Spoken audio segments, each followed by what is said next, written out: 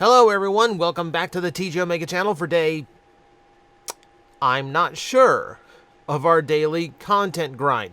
The reason I'm not sure is because I am recording this in advance, just in case I'm too exhausted on Tuesday coming back from TwitchCon to actually record a video the same day.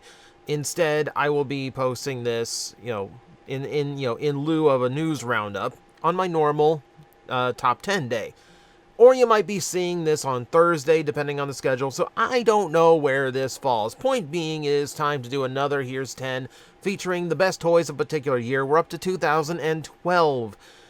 Hoo boy. Okay, so we're getting a little bit in the weeds here, because 2012 did have a lot of toys. It's Transformers Prime's main toy line. Generations was into its fall of Cybertron age. Masterpiece was starting to wake up again. The trick here is 2012 was the year of the first really big budget crunch in Transformers. So this year, a lot of toys were made, but not a lot of standouts came out of the year, which does make it kinda difficult to grade. I will admit a lot of 2012's list here is based on personal opinion, preferences, whatever. I'm trying to be objective with these lists, but sometimes you just gotta go with your gut, and this is kind of one of those years. So, without any further ado, here are the top 10 toys of the year 2012. And we're going to start with a personal favorite. This isn't going to make many people's lists, but it will make mine every single time. Let me talk about Fall of Cybertron Kickback. Now, aesthetically, I absolutely love what they've done here. This is as amazing and awesome as an Insecticon has ever looked. It's sharp, it's vicious, I love the shapes of the chest. I love creating the silhouette of the wings using these big insect legs, which seem a lot more practical and have a lot more menacing uses. I like the disc launcher and the different ways you can use those extra energon blades. I think this is like one of the last times a disc launcher was even done on a Transformer. Kinda cool. That said, I'm aware that aesthetically, all of that comes down to High Moon Studios. Now, paint deco-wise, I love the toy too. Gold and purple work really, really well. It's not entirely accurate. You want the Takara version for that, but I do love the Hasbro take on it. It hurts that the Insecticons weren't done this way across the board. I would have loved a full trio of these guys done in this aesthetic. Especially this, like, monstrous grasshopper. If you can imagine that being done to, like, the Beetles of the other Insecticons, would have looked amazing. But no, I really, really like this toy. Just visually, as impressive as a Insecticon ever looked. And even without that, probably one of my favorite looking Transformers of all time. I keep reminding you that the metric here is bang for your buck, how good the toy was based on how much you paid for it, which means I get to compare any size to each other in order for this list to exist. That means every now and then something weird gets in. And this time it's going to go to Legion Class Cliffjumper. Look, for a $5 toy, this thing was outstanding. Like, remember, we had Legion or Legends class Transformers for a long time. 4, maybe 6 points of articulation was the norm for them. Cliffjumper totaled 11. 11 points of articulation on a Legion class figure, including ball-jointed ankles. This toy is absolutely insane. Like, the fact that they crammed so much articulation in such a tiny figure is absolutely impressive and amazing. The fact is, they're like mainline figures. There are other Cliffjumpers, no less, who have less articulation than this guy does. You add in the weapon, which no one liked the material the weapons were made from, that gummy plastic. However, I do always like these weapons for the fact that they work as rifles and as swords, just in case you want one or the other. It's a nice little double play that you can do, gives you a little bit of option here. For its size and what it does, it's worthy of the list. You're not going to find a better Legion class toy. For my money, I think it's the best one they ever did, and why this wasn't a gold standard for miniature Transformers going forward, I will never know. I will admit this right now. You're not going to see many Voyager-class toys from the mainline Prime series in this list because, frankly, not a lot of them were all that incredible. I mean, especially, the likes of Optimus and Bulkhead, who were living in the shadow of their first edition predecessors.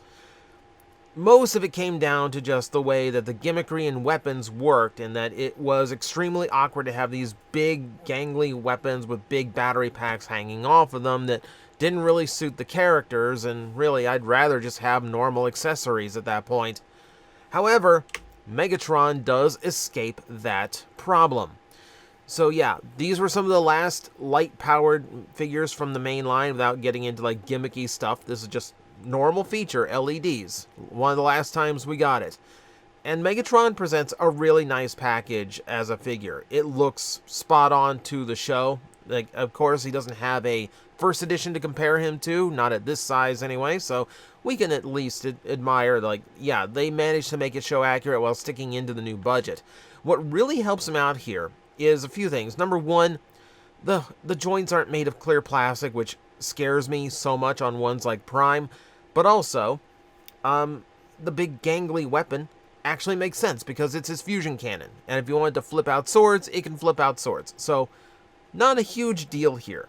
Like, this one actually plays into the gimmick of the line really, really well. So, he avoids that big flaw.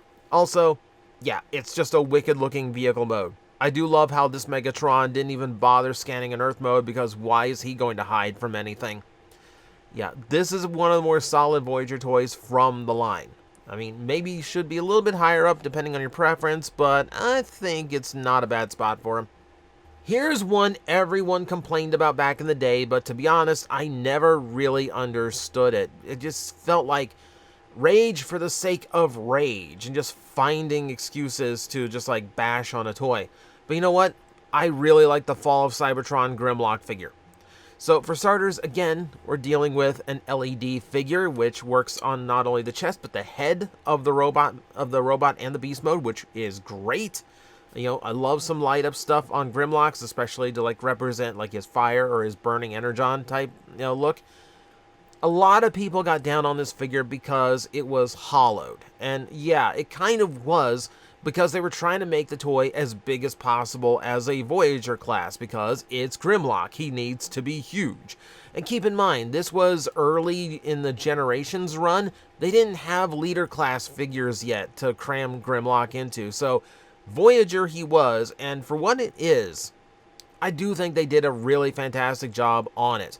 It's well articulated. It looks the part. It's a really big, imposing Grimlock. I've always been a lot nicer to this toy than a lot of people have. I won't put it too high on the list, but I love the overall look of it. I love the like burning energon accessories. Like the colors they picked are just perfect for that. And just the overall look and aesthetic. Again, that's down to High Moon, but Hasbro captured it really, really well. I like this toy a lot. I admit, I like it even more when it becomes 2015 Grimlock, but that one's not going to qualify for that list. We're just going to have to talk about it now. I think for what it is, it's a fantastic figure. Doesn't get the love it deserves, so I'm giving it a little bit of love here. The mainline Prime toys really excelled when it came to the deluxe class figures. You either had the ones that were well below the average scale, or you had these really great standouts. It's one or the other. I will admit, some really good toys from the deluxe line did not make the list here. Wheeljack, Rumble, I like those toys a lot. Overall, I wanted toys that did something a little bit different or were a little bit more impressive in what they did. Like Soundwave. Capturing the creepy, lanky aesthetic of this version of Soundwave is not an easy thing, but they do pull it off really, really well. I do like that the wings become the arms. Again, I like any jet transformer that doesn't just use wings for a backpack. The drone mode that he forms, perfect. Looks absolutely wicked. Really, wicked in like evil design. No, I'm not using slang here. It looks like a menacing vehicle. It just captures one of Prime's most unique characters really, really well, and plays very well as an action figure on top of that. I think the part that makes everyone happy on this figure is he does the laser beak thing. And Prime laser beak works very differently than standard laser beaks. He doesn't like fold up and fit into the chest. He is the chest. But really cool that they actually worked it in. So yeah, he gets a really cool look, really accurate figure, captures him perfectly, and he does the sound wave thing. You know, I couldn't ask for anything more out of the figure. Though I wouldn't mind a larger one, Hasbro, in the Generations line, so we can do even more of it. Thank you very much. One more from the Prime Deluxes, because I recently spoke up about this figure for a different video, and it reminded me just how good it is and how much I like it. So we're going to talk about Prime Ratchet one more time. This is just one of the smoothest Ratchet figures I've ever seen. This big box vehicle who manages to turn into this animation-accurate robot with, yes, kibble on the legs and the back, but wears it well, hides it well. I don't really notice it. It's a really, really nice way of rendering Ratchet from this line. I love the overall look. The paint job is done well. Don't get the Takara version, because this is when they're all about stickering your figures. I love that not only does he carry the dual scalpel weapons, but I love how you can use them both in hand, coming out of the forearm the way they did in the show, and even as bumper weapons in vehicle mode. It seems like they didn't miss a trick with that particular accessory. I mean, it's one where there isn't really a whole lot for me to say that isn't obvious. It articulates well, it transforms well, it looks great in both modes. It's one of those toys that just does everything spot on, and I enjoy it for that. You know, sometimes you don't need the tricks, you don't need the flippy gimmicks, you don't need the firing missiles. Sometimes you just need to be really good at your job, and if there's anything about Prime Ratchet, he's really good at his job. We need to pop back over to the Generations line, because they did the thing everyone has always been asking them to do. They did the one thing you always need to do. They did a sound wave, and they made the chest thing work. And not only did they make the chest thing work, they have updated the chest thing. Now, I will admit, out of the box, it doesn't work so well. You might have to tweak things a little bit. Just a little bit. But that said, I do love that they figured out a modern way of actually like encapsulating this idea. It's discs instead of cassettes. There's a plunger in the back so you can launch the discs out yourself. They work like Bakugan. When they hit the ground, they transform themselves. Brilliant. Fun. Like, it's an easy action feature to implement. It lets you get the Soundwave cassette bots out. Like, this was like, you know, our smaller class of figures for a long time too, was just discs for Soundwave and the obvious remold into Blaster. But it worked. With a little bit of modifying, a little bit tricky, but it did work. And it was a great little feature. It was a great way of modernizing Soundwave. And just the fact that it was the Fall of Cybertron Soundwave design, which is already really nice. We had a decent deluxe, you know, in generations previously. This, I think, just takes it over the top. I think this is about as perfect as that design's ever going to get.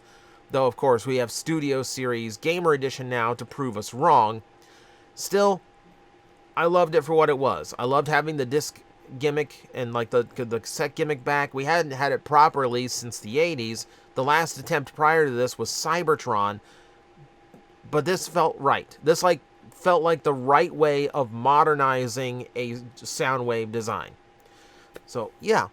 Again, a figure that I don't think gets enough love for what it managed to do in its era, but I really liked it.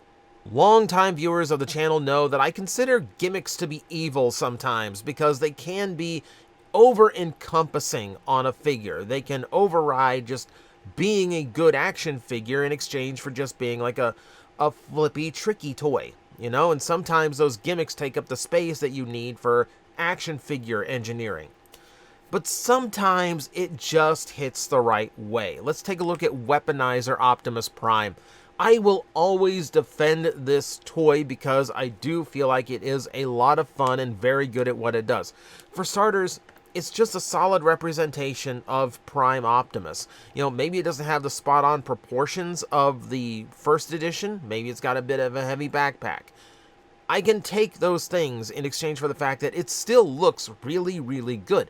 And like, considering this is like an extension of the mainline stuff for Transformers Prime, I definitely prefer the look over the translucent laden and more grayed out version that was in the Voyager size class. What puts him over the top for me is how effective the weaponizer gimmick is. In truck mode, it comes out of the front of the truck and the barrels spin. There's a light that flares up too. And then in robot mode, the guns come up and then they fall forward, still spinning. It's a really cool looking trick. It's a really cool looking trick. All in an Optimus Prime that still looks and plays really good for what it's doing. Now, the Bumblebee is also good, but I have to dock points because the proportions on that Bumblebee feel a little bit off, more off than Optimus, so dock him a few points.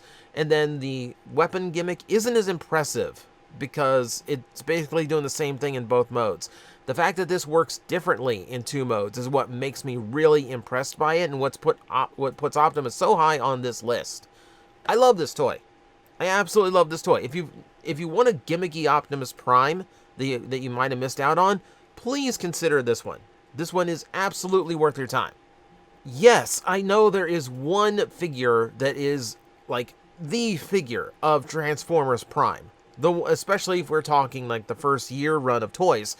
I haven't forgotten it. I've given its proper due. It's time to discuss the Viacon. Oh boy.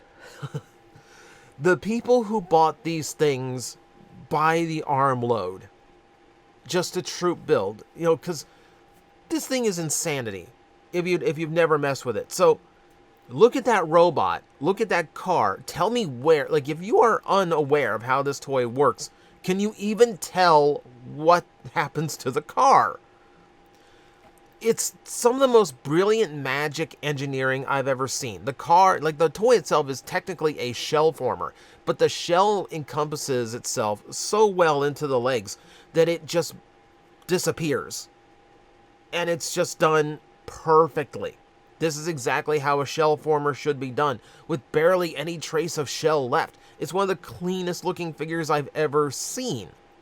And it, on top of just looking really, really good in both modes on top of that, there's a great reason. Like, this is like the epitome of troop builders for me.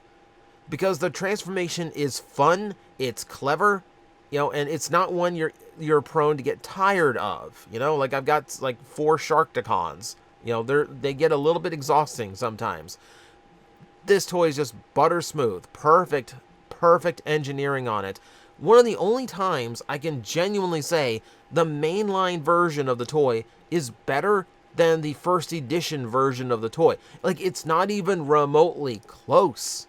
Just someone at Hasbro or Takara were cooking the day they figured out how this toy could be engineered. Yeah, so proper due. I can't make it the best toy of the year, but I can absolutely say it is the best Prime toy of the year, potentially the best toy Prime ever had. But you will recall I said Masterpiece decided to wake up this year. Because, yeah, they put out a banger of a figure and kicked off the run of Autobot cars that are probably going to appear on most of these lists from here on out. Hello, Sideswipe. I love this figure. Like, the vehicle mode is spot on. Let's just say that right now. It's photo perfect. Like even looking at it right now, like there's a few seam lines, but besides that, it's just spot on the Lamborghini. You've got the great accessory loadout, the shoulder cannon, the weapons, you have the pile drivers, which is always great to see. And then just that spot on robot mode. This right here is like Masterpiece to perfection for me. Not this like incredibly complex figure for the sake of getting it as cartoon accurate as possible, but just fun, creatively engineered. Like the legs are completely turned inside out from car panel. It's kind of insane. It's the first time they ever did like inside out engineering. And it's just such a good, clean figure, very solid feeling, very articulated, just perfect blend of it hits my childhood nostalgia from the cartoon, and it feels like a perfect upgrade of the toy. In every sense, it expands on what MP10 started, with that perfect balance between the two. Masterpiece has kind of left it these days, but as these lists goes on, you're going to be reminded of a bunch of times where they hit that balance just right and produce what I feel are some of the best Masterpiece toys that they ever did, and it's good enough to make the top of this list. So, Masterpiece Sideswipe, best toy of 2012. But that's just my opinion. You are welcome to your own, so please, by all means. I have a comment section below just for that. I could absolutely see someone saying the Viacon is the best, even the Weaponizer Optimus, and I'm sure there might be a figure or two I might have slipped on because it's getting hard to keep track of.